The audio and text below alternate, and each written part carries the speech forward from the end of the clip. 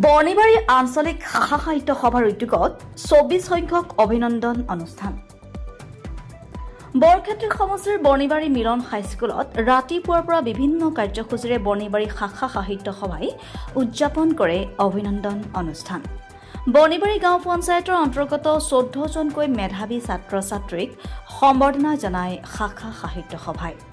শাখা সাহিত্য সভাৰ লগত জড়িত যিসকল ব্যক্তিৰ মৃত্যু হৈছে তেখেতসকলৰ আত্মাৰ শান্তিৰ বাবে স্মৃতি তৰ্পণ আৰু শ্ৰদ্ধাঞ্জলি জ্ঞাপন কৰে। বৰ্ণিবাৰী অঞ্চলৰ বেছিভাগ মানুহ মাছমৰীয়া আৰু পিছপৰা অঞ্চল হিচাপে পৰিচিত। এই অঞ্চলৰ ছাত্ৰ ছাত্ৰীক মনোবল বৃদ্ধি আৰু সমাজখনক আগুৱাই নিবৰ বাবে প্ৰতিবছৰে অভিনন্দন অনুষ্ঠান পাতি অহা বুলি জানিবলৈ দিয়ে শাখা সাহিত্য সভাৰ সম্পাদকে। ছাত্ৰ ছাত্ৰীৰ প্ৰতিযোগিতামূলক মনোভাৱ গঢ়াৰ বাবে শাখা সাহিত্য সভাই প্ৰাথমিক পৰ্যায়ৰ পৰা ছাত্ৰ ছাত্ৰীৰ মাজত বিভিন্ন ধৰণৰ প্ৰতিযোগিতা অনুষ্ঠান অনুষ্ঠিত কৰি আহিছে।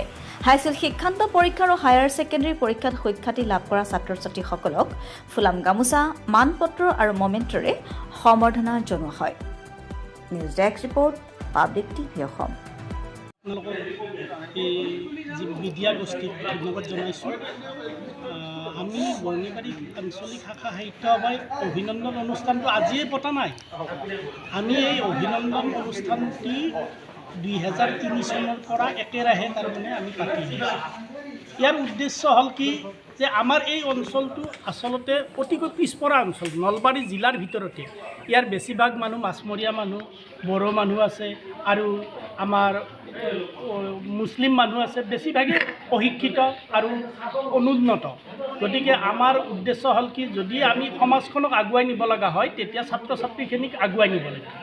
আৰু ছাত্ৰ ছাত্ৰীখিনিৰ মনোবল বৃদ্ধি কৰাৰ কাৰণে আমি ২০০৩ চনৰ পৰা ছাত্ৰ ছাত্ৰীসকলক, যিখিনি ছাত্ৰ ছাত্ৰীয়ে হাইস্কুল শিক্ষান্ত পৰীক্ষা আৰু উচ্চতৰ মাধ্যমিক পৰীক্ষাত ৭৫% নম্বৰ লৈ পাছ কৰে, তেওঁলোকক আমি অভিনন্দন জনাওঁ। এই অভিনন্দন অনুষ্ঠানটিৰ লগত সংগতি ৰাখি এইবাৰ আমি কৰিছোঁ কি, যে আমি অকল হাইস্কুল বা হায়াৰ ছেকেণ্ডাৰী পৰ্যায়তে সীমাবদ্ধ নাৰাখি আমি এইবাৰ কৰিছোঁ কি, যদি ছাত্ৰ ছাত্ৰীখিনিক সৰুৰ পৰা প্ৰাথমিক পৰ্যায়ৰ পৰা তাৰমানে আমি প্ৰতিযোগিতামূলক মনোভাৱ দিব পাৰোঁ, তাৰ বাবে আমি প্ৰাথমিক পৰ্যায়ত এইবাৰ চিত্ৰাংকন প্ৰতিযোগিতা পাতিছোঁ। মধ্য ইংৰাজী বিদ্যালয়ৰ বাবে আমি কবিতা আবৃত্তি প্ৰতিযোগিতা পাতিছোঁ আৰু হাইস্কুল পৰ্যায়ত আমি ঠাইতে লিখা ৰচনা প্ৰতিযোগিতা পাতিছোঁ। ইয়াৰ উপৰিও আমি ৰাতিপুৱাৰ পৰা বিভিন্ন এই বৰষুণত বিভিন্ন ব্যস্ততাৰ মাজেদিও আমাৰ বিভিন্ন কাৰ্যসূচী হৈছে। তাৰ ভিতৰত হৈছে আমি আমাৰ সমাজ জীৱনৰ অৰ্থাৎ সাহিত্য সভাৰ লগত জড়িত আমাৰ ভাষা সাহিত্যৰ প্ৰতি যিসকল ব্যক্তিয়ে আহপুৰুষাৰ্থ কৰি নিজৰ জীৱন উৎসৰ্গিত কৰি মৃত্যুবৰণ কৰিলে, তেওঁলোকক স্মৃতি ৰমন্থন কৰি স্মৃতি তৰ্পণ কৰিছোঁ, বন্তি প্ৰজ্বলন কৰিছোঁ, মাল্যাৰ্পণ কৰিছোঁ আৰু পৰিৱেশ ৰক্ষাৰ্থে আমি গছপুলি ৰোপণ কৰিছোঁ, পতাকা উত্তোলন কৰিছোঁ। এইবাৰ লগে লগে এই অভিনন্দন অনুষ্ঠানটো আৰম্ভ কৰিছোঁ আৰু অভিনন্দন আৰম্ভ